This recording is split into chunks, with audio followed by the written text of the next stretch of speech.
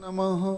दोनों हाथों को अच्छे से करते हुए पूरी ऊर्जा को अपने शरीर में छोटी सी भक्ति करके फिर आप लोग तैयार है ना एग्जाम के लिए? सब लोग सब व्यवस्था रोल नंबर बांट देना।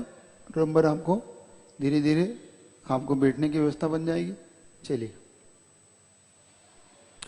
आगे आगे अपनी ही अर्थी के मैं गाता चलूं, आगे आगे अपनी ही अर्थी के मैं। सिद्ध नाम सत्य है अरिहंत नाम सत्य है, सिद्ध नाम सत्य है अरिहंत न। पीछे पीछे दूर तक दिख रही जो भीड़ है, पीछे पीछे दूर तक पंछी शाख से उड़ा खाली पड़ा नीड़ है, पंछी शाख से उड़ा। पर्याय सृष्टि सारी देख ले पर्याय ही अनित्य है, सृष्टि सारी देख ले पर्याय ही। सिद्ध नाम सत्य है अरिहंत नाम सत्य है, सिद्ध नाम। जिनको मेरे सुख दुखों से कुछ नहीं था वास्ता, जिनको मेरे सुख दुखों से, उनके ही कांधों पे मेरा कट रहा है रास्ता, उनके ही कांधों पे मेरा। आंख जब मुंदी तो कोई शत्रु है न मित्र है, आंख जब मुंदी तो कोई। सिद्ध नाम सत्य है अरिहंत नाम सत्य है, सिद्ध नाम।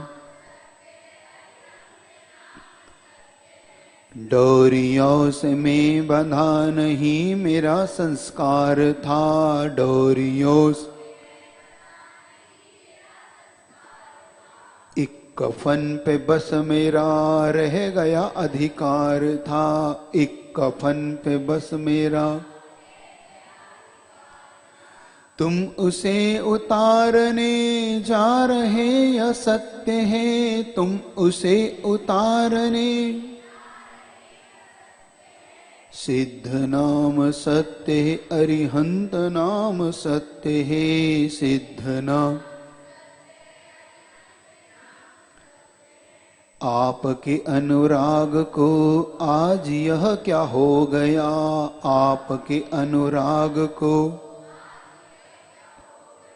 मैं चिता पर चढ़ा महान कैसे हो गया, मैं चिता पर चढ़।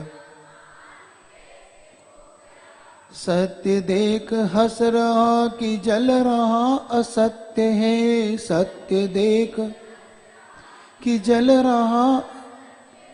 सिद्ध नाम सत्य है अरिहंत नाम सत्य है, सिद्ध। आपके ही वंश से भटका हुआ हूँ देवता, आपके ही वंश से। आत्म तत्व छोड़कर मैं जगत को देखता, आत्म तत्व छोड़कर। यह अनादिकाल की भूल का ही कृत्य है, यह अनादिकाल की।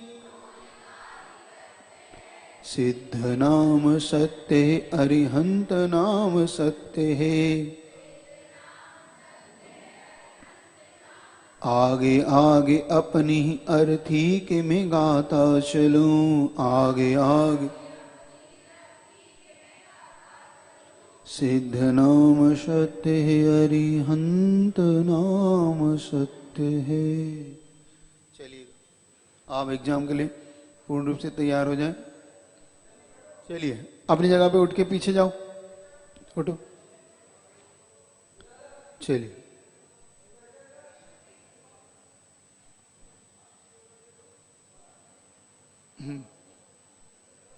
बच्चों को एक बड़ों के बीच में एक बच्चों को बिठाओ। क्या ये बच्चों के लाइन से मत बिठाओ, बच्चों के बीच में एक। अच्छा, और एक बच्चे भी ध्यान देंगे जिनके अब 60% से ऊपर नंबर। सुनो बच्चे, फर्स्ट सेकंड थर्ड अब आपका कैसे होगा? 60% नंबर आपको फर्स्ट के लिए लाना होंगे, 50% सेकंड के लिए और 45% नंबर थर्ड के लिए। इससे नीचे वालों की गिनती अब इसमें नहीं है आपके दौर में, तो आपको 60% तो फर्स्ट के लिए लाना ही है। नीचे लाते ही फर्स्ट की रैंक गायब हो जाएगी। ठीक, सभी लोग इस पे ध्यान दें। चलिए बैठिए फटाफट अपने अपने स्थान पे।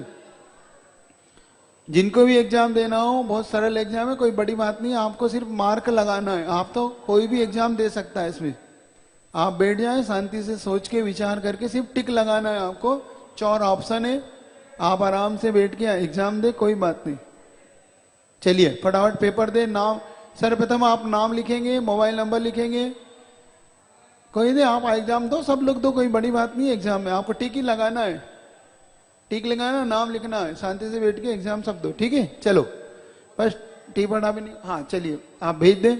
आपने मैसेज भेज दिया था? बोलते हैं, चलिए मैं बोल दूं मेरे पे। हाँ, जय बोलो संत शिरोमणि आचार्य गुरुवर विद्यासागर जी महाराज की जय। जय बोलो परम पूज वीर सागर जी, विशाल सागर जी, धवल सागर जी महाराज की जय। आज प्रश्न पत्र थोड़ा सा पहले हो रहा है, 7:10 पर हम आपको प्रश्न पत्र दे देंगे, लेकिन आपको सबमिट 8:15 पर ही करना है ऑनलाइन वालों को, और वो अपने आप ऑटोमेटिकली लिंक एक्सपायर हो जाएगी, तो आपको 8:15 तक आप उसको सबमिट कर सकते हैं। दूसरा, जो भी लोग पीडीएफ कॉपी हमको भेज रहे हैं, कृपया वो ABCD ना भेजें। अब उसमें का खा गा गा, या आप ABCD भी लिख रहे हो, आपका फॉन्ट इंग्लिश का है, तो एटलीस्ट आंसर तो लिखो उसमें। अब वो आपके ABCD भी हमें समझ में नहीं आते। ठीक है, ABCD, जैसे अगर A का आंसर मो है तो MOH भी लिख सकते हो आप, हम समझ जाएंगे। अगली बार व्यवस्था बदलो तो आप ABCD कर दो, खा गया और क्या। मनोज जी, सारे लोगों को तो सब लोगों के आते हैं नहीं, जिसकी हिंदी में तकलीफ आती हो तो। और सबसे पहले, और एक भी आते हैं, 2 फाइल भेजते हैं, एक आप PDF आप, एक गूगल पेपर। गूगल पेपर के नीचे आप लिख के भेजना कि ये आपका गूगल पेपर है। लिंक तो आती है, लेकिन समझ में नहीं आता, लोग समझते हैं कि दोनों लिंक एक ही है। उसके नीचे आपको लिखना पड़ेगा। आपको देखो, ये भारतीय लोग हैं, भारतीय लोग को आपको स्पष्ट चीजें लिखना चाहिए। वो अधूरी चीज समझते नहीं, वो तो कहते हैं हम तो सब एक ही है हमारे लिए। तो आप दोनों में आप लिख के भेजें। आपकी ये लिंक गूगल पेपर की और ये लिंक आपकी सॉफ्ट कॉपी की है, ये दोनों आप लिख के भेजें। आपको उस दिन मैंने संकेत दिया था, शायद आप समझ नहीं पाए मेरी बात। कुछ दिन नहीं लिखे, अलग है, लिंक भी अलग है। लिंक तो अलग है, लिख के भेजने का मैंने कहा था आपसे, तो ये ध्यान रखो। ठीक है ना? चलिए, ऑनलाइन कितने लोग दे रहे हैं यहाँ पे बैठ के? और एक, जो भी फॉर्म सबमिट करेंगे वो मेरे ही नंबर पर भेजें। दे रहे हैं 2, और कौन दे रहा है ऑनलाइन यहाँ पे? चलिए ठीक, चलिए। जो भी आप PDF कॉपी को सबमिट करेंगे वो मेरे ही नंबर। आपने अपनी कापियां जिनने ली वो सब हटा ले वहां से। ये बच्चे आप बस्ते बस्ते एक तरफ रख दे उठा के। चलिए कापी जमा कर दे आप लोग। हाँ तो आप बोल लो ना। सभी लोग जो भी PDF से अपनी कॉपी सबमिट करेंगे वो मेरे नंबर पर भी भेज दें। हम लोग उत्तर सूचिका उसके पहले आपका मोबाइल नंबर बोल दो। हाँ, मेरा नंबर लिख लें आप, 9654048753।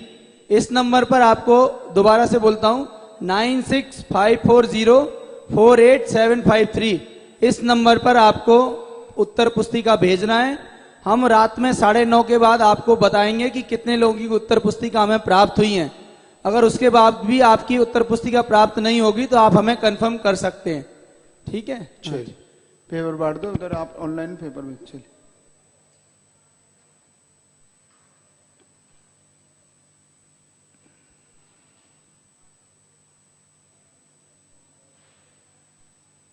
उधर से भी उठा लो पुस्तक, और किसी के पास हो तो दे दे। ठीक है ना?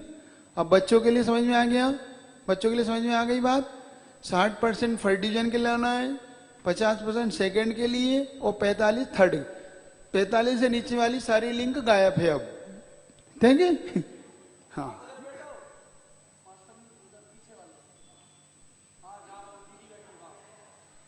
चलिए,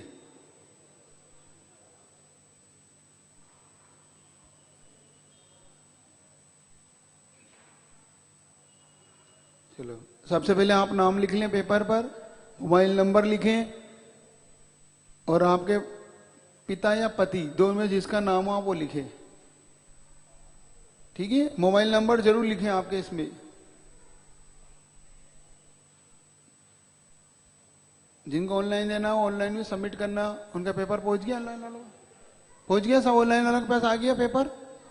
क्यों नहीं आया इन लोग के पास? नहीं अभी नहीं भेजा क्या? देखो ना खोल के, पहुंच गया होगा। आप किस में जुड़े हैं आप? आ गया? आ गया पेपर सबके पास? आ गया? लिंक नहीं आया?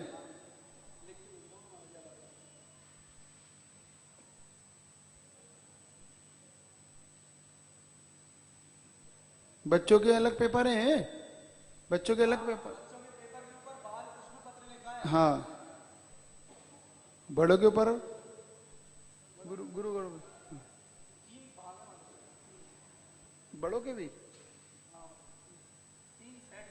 इसमें यहाँ पर, और उसमें भी होता अलग अलग वाला कर दिया ना। इसमें नंबर तो नहीं डाले ना इन पेपरों में? इसमें भी नहीं डाले ना, यहाँ भी नहीं डाला ना इसमें भी? हाँ बस बिना नंबर के चलेगा। नहीं नहीं, नंबर फिर वो पूछ लेते ना उधर से उधर कौन सा।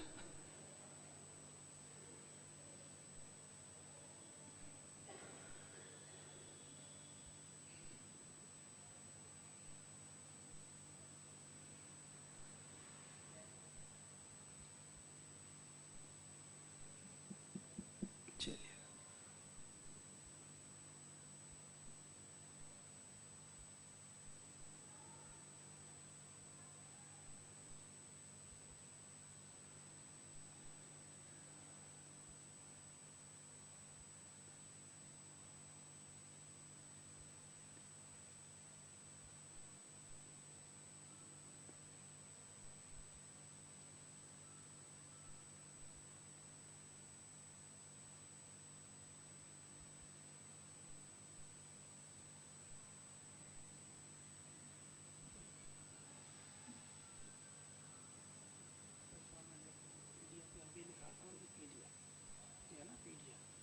नहीं समझते ना भाई, लिख लिख के देने में।